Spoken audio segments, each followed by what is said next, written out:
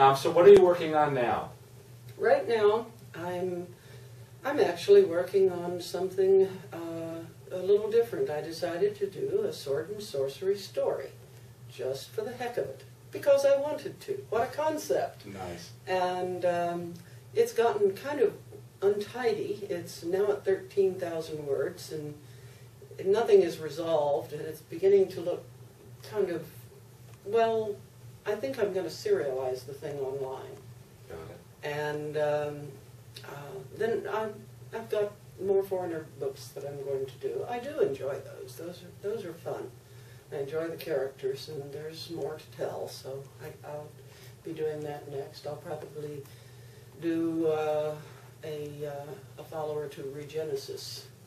I believe we had a shipload of people that were as yet unaccounted for. Okay. Eitan, any more questions for CJ Cherryh? Coach, when you do your sword and sorcery, is it just fantastic magic? Or is there a particular school, is there a particular set of rules that you follow when you try to do it? Or do you just have fun and let it, it's magic? I vary it according to the book. In Rusalka, I used the ancient creatures, the Vodyanoi, the Leshies, and so on. And so they're magical, and magic works for our young wizard because he always gets what he wishes for, which terrifies him.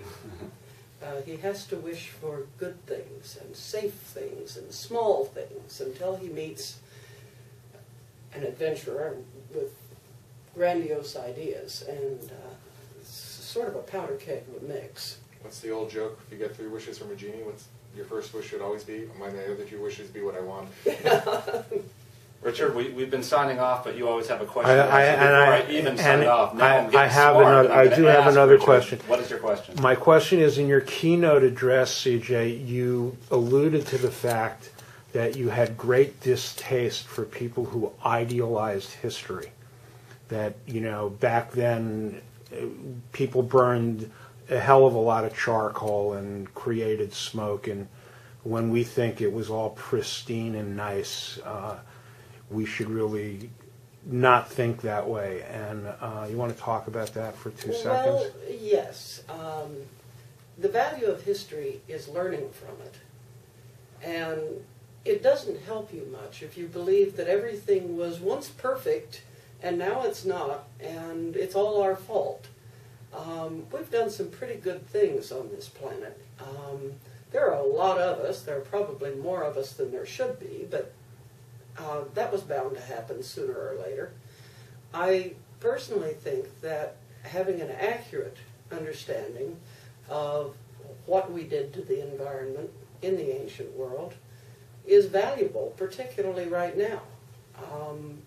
We weren't always wise. We've managed to get ourselves out of scrapes, and I think you build a positive attitude if you believe that your ancestors actually did make mistakes but figured out how to cure them.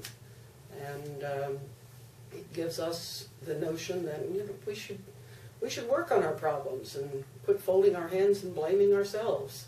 One of my father's, my father had a library, and I would just grab one of my favorite books in my father's library was a book called The Good Old Days They Were Terrible. Yeah. Which you just read, and it just showed you how you look through those wonderful days in the past, and it let you know every single problem. You look around and you go, you know, even though it was the 70s and we had inflation and oil shocks and all these things, you were still going, okay. It's pretty good.